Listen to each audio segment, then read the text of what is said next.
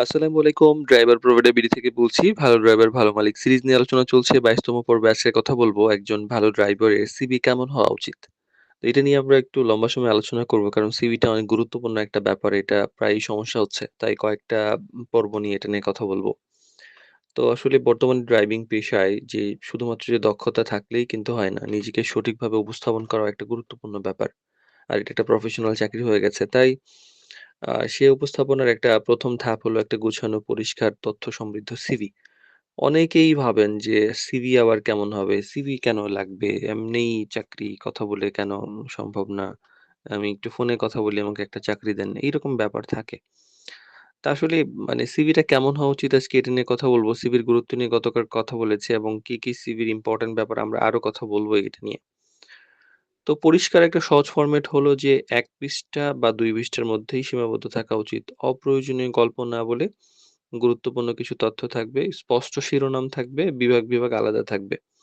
অগোছালো লেখা, অস্পষ্ট তথ্য সমৃদ্ধ লেখা, ভুল বানান থাকলে এগুলা ঠিক করতে হবে। ১ম এই আ এইগুলা থাকলে কি নেতিবাচক ধারণা তৈরি হয়। তো পূর্ণাঙ্গ ব্যক্তিগত তথ্যর মধ্যে কি থাকতে পারে?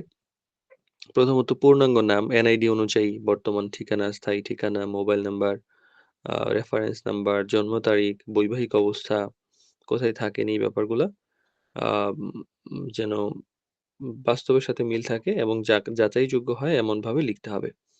লাইসেন্সের তথ্যের একটা ব্যাপার থাকে যে আপনার আ লাইসেন্সটা আসলে নাম্বারটা কত, লাইসেন্সের ধরন, পেশাদার বা অপেশাদারের একটা ব্যাপার থাকে।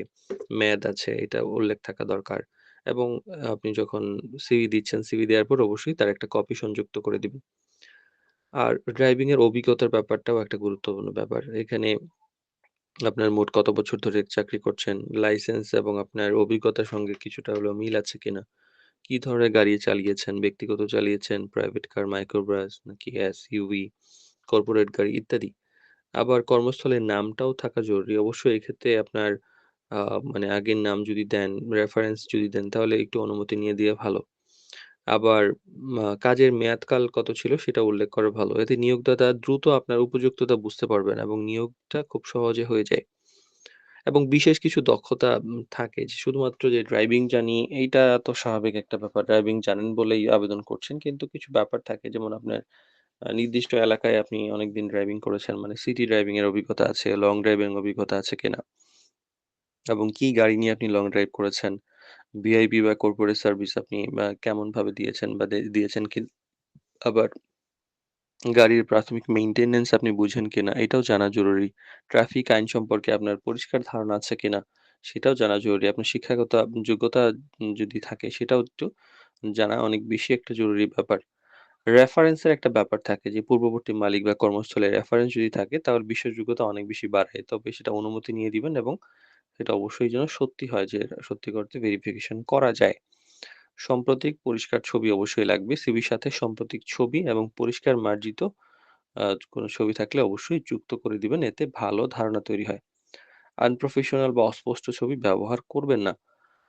আর সঠিক ও মানে সত্য তথ্য দিতে হবে। সবচেয়ে গুরুত্বপূর্ণ এইটাই একটা ব্যাপার যে অনেকে লিখেন অভিজ্ঞতা বাড়িয়ে আবার লাইসেন্সের তথ্য গোপন করেন। লাইসেন্সের লেখেন বাস্তবের সঙ্গে মিল থাকে না। তো কাজের ইতিহাস লুকানো এইসব ব্যাপার থাকে এগুলা ভবিষ্যতে বড় সমস্যা হতে পারে যেটা করবেন না। আর সিভির এক কথায় বৈশিষ্ট্য হলো যে সংক্ষিপ্ত থাকবে, গুরুত্বপূর্ণ তথ্য থাকবে, পরিষ্কার থাকবে, যাচাইযোগ্য থাকবে এবং সত্যভিত্তিক থাকবে। পেশাদার যে আপনি পেশাদার এটা সুন্দরভাবে যেন বুঝা যায়।